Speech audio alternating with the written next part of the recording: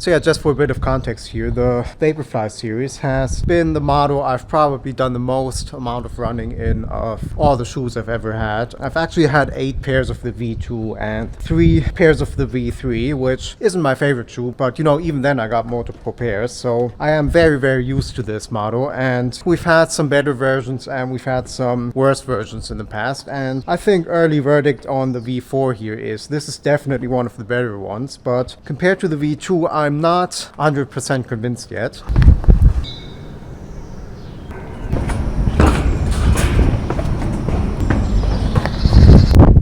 Yeah, this thing's actually lost weight considerably versus all the other models. We're now down to a mere 149 grams, so sub 150, which is actually the second lightest shoe I've ever run in, only beaten by the Evo 1, of course. So that's very impressive, and you do kind of feel like underfoot this thing is barely there, you know, there's nothing to it here. So with this V4 here, Nike has actually lowered the stack height here. They've gone down to 35 millimeters, and I'll be honest, I don't really feel much of a difference here. And there's been a lot of talk from people saying that this is now not a marathon shoe anymore, which I don't really agree with. I mean, you've still got quite a considerable stack of Zoom X foam here, which is pretty soft, and I think it kind of makes sense actually going down in stack height, because it just differentiates this shoe a bit more from the Vaporfly, which, you know, is more of a cruiser and definitely more of a marathon shoe, where I feel like this is now more of an all-rounder. Like, you can take this on pretty much any distance now.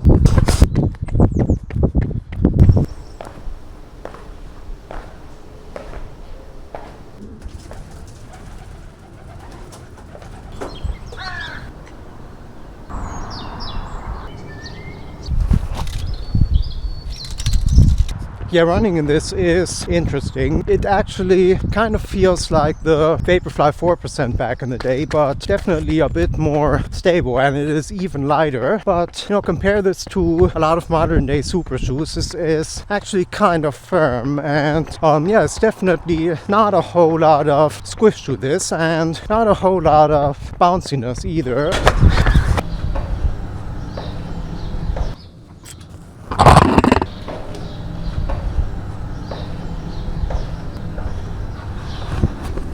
And yeah, the fit on this is just ideal. This is just so much better than the V3, which was kind of, you know, especially in the toe box, kind of a baggy material and just didn't hug the foot all that well. And yeah, this is just instantly so much better. And yes, it is a narrow shoe, but you know, it is a Vaporfly and they are always narrow.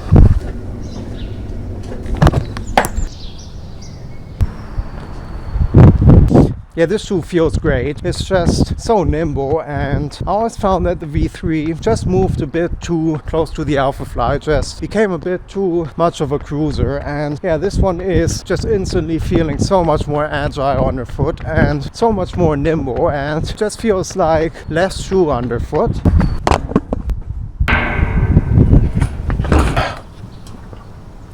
So yeah, one change over the V3 that I'm really grateful for actually is the outsole here, as Nike has gone back to using a full piece of rubber in the forefoot, so normal perforations where I just kept getting rocks and stuff stuck in there, and yeah, you have 2 tiny little strips back here in the heel, and otherwise it's just exposed foam. And past Vaporfly models I've always gotten around 500 or 600k before the outsole just completely fell apart, and I think this should be pretty much the same. This rubber looks quite substantial actually, and yeah, should be more than enough for a racing shoe.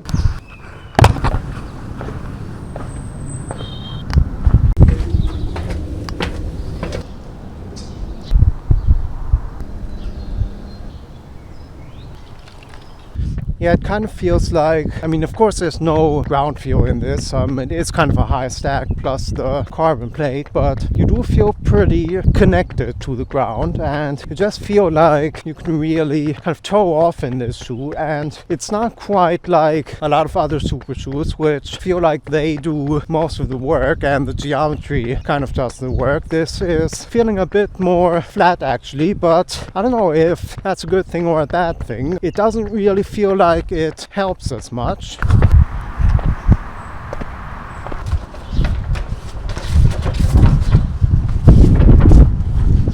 Yeah, actually kind of a traditional geometry to this, and I say that not totally serious, as it's obviously not like a racing flat or anything like that, but you do feel like there's just much less rocker to this than a lot of other carbon race shoes, and maybe in a way you do feel the lower stack height here. You just feel, there's not a lot of bounce here. This is nothing like the Endorphin Elite 2. I'd say this feels pretty direct and just very nimble underfoot, like there's not much to it.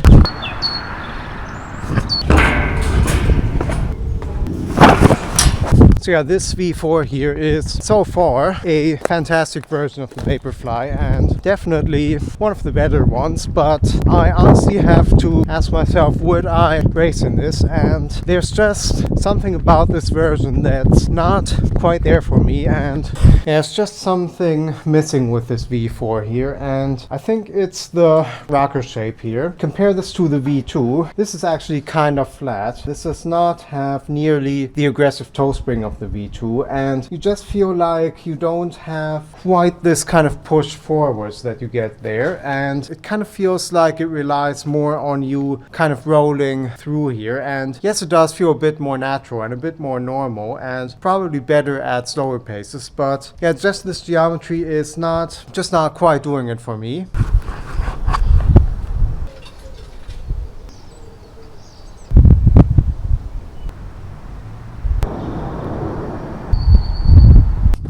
Yeah, it's kind of like, I don't know, I almost feel bad for saying it, but all these years of engineering, and what we're getting is a more stable and more refined version of the 4% really. And you know, it is Nike. They invented the super shoe essentially, and it's just, I don't know, this one just doesn't really feel like it's bringing anything new to the table, and maybe it's just unrealistic to expect that. But at the same time, we have shoes like the Adios Pro 4, which is just totally unique and just have such a different experience. It's just, I don't know, I just think subconsciously I'm kind of a bit disappointed. Maybe I just expected a bit more from this.